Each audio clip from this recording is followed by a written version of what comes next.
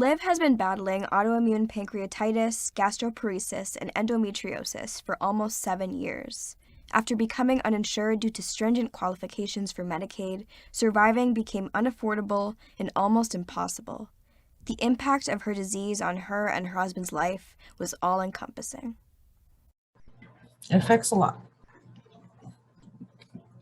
It stops you from doing normal things. It stops you from being a person.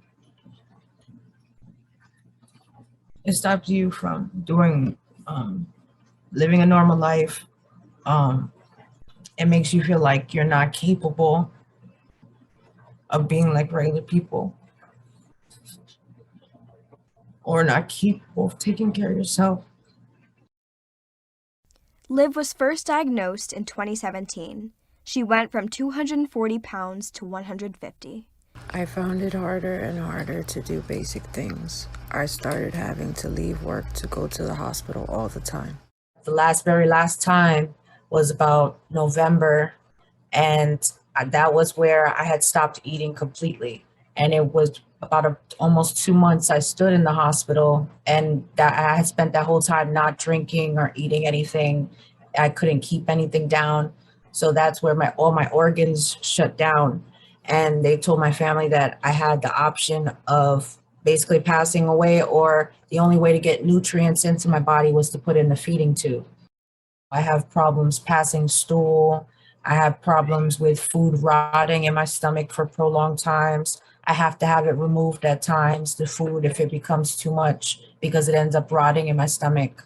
And I end up getting really sick from infection and stuff from how long it's been in there. And the gastroparesis causes me to have extreme nausea all the time. My case is different because I get it more frequently. I get fevers constantly. I have extreme weight loss. I bleed out of the hole in my stomach. I also have endometriosis, which also ties into that, they told me, but it also has to do with genetics. It causes me to bleed extreme amounts. I can't eat many times, and when I have these flare-ups, it causes the food, when I eat it, regular solid food, to burn. At first, although she and her husband struggled, Liv had insurance. She had insurance through her work, but eventually lost that as her employer put her as a part-time employee. She signed up for Medicaid, but then she went back to college and lost that too.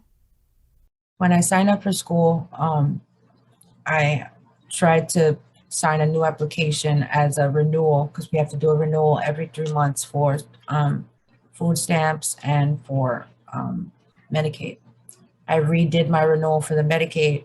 I also put that I was in school because I don't like to lie about anything that I have going on. So I let them know that I have, I'm going to school now, and I get financial aid, but the financial aid is supposed to cover school and books. I don't get anything other after that. Maybe 2 weeks later, I got the decision, and the decision was that I got taken off because I was in school, and regardless of how much money I received, it didn't matter. My income now exceeded the amount for being able to qualify for Medicaid. It's like when I went to school, they started taking things away. I was trying to do things for myself again, and they punished me for it. We'd be on the street again. The healthcare system does not treat Liv equally as people who are lucky enough to be insured, and this is only made worse by being a disabled woman with a dark-skinned Black husband. They were much nicer when I had an insurance card to show them. Now I'm at the point where every time I go, I hear them talking, or she's back again, or like it's like it's a problem. The more I try to get help, they just patch you up and send you away, basically. Another time is when he requests to have them work harder on me or try more to fix my diagnosis or to figure things out.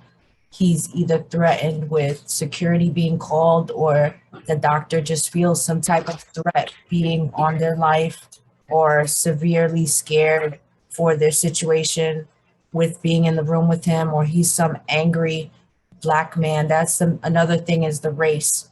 We deal with that a lot. When he starts to speak up for me, Racism and discrimination on top of being severely chronically ill and struggling to survive with low income and high medical costs. The bills for Liv's medications are astronomical. Each refill can cost from $50 to $800. For every one of Liv's conditions, her weekly pharmacy bills are about $1,400. They're not understanding that that's a lot to come up with, period. All these prices plus a regular monthly bills, we're equaling almost 20 grand a month to live. That's not something that anyone can try to figure out on their own. Not only is it impossible, nobody should ever have to. Liv's story reveals the urgency of radical healthcare reform and transformation of a system that allows people to die from being uninsured. There are hardly words to capture the sheer greed of pharmaceutical companies to rob poor, chronically ill people of thousands of dollars every month.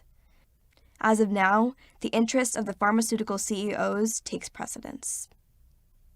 Recently, Democrat lawmakers have introduced a bill to create a Medicaid-based public option, opening up affordable government health insurance to everybody, regardless of income. For people like Liv, this would be a lifesaver. The bill is currently sidelined, unlikely to make any progress in the near future, despite an ongoing global pandemic and millions of uninsured people just like Liv faced with death or financial ruin.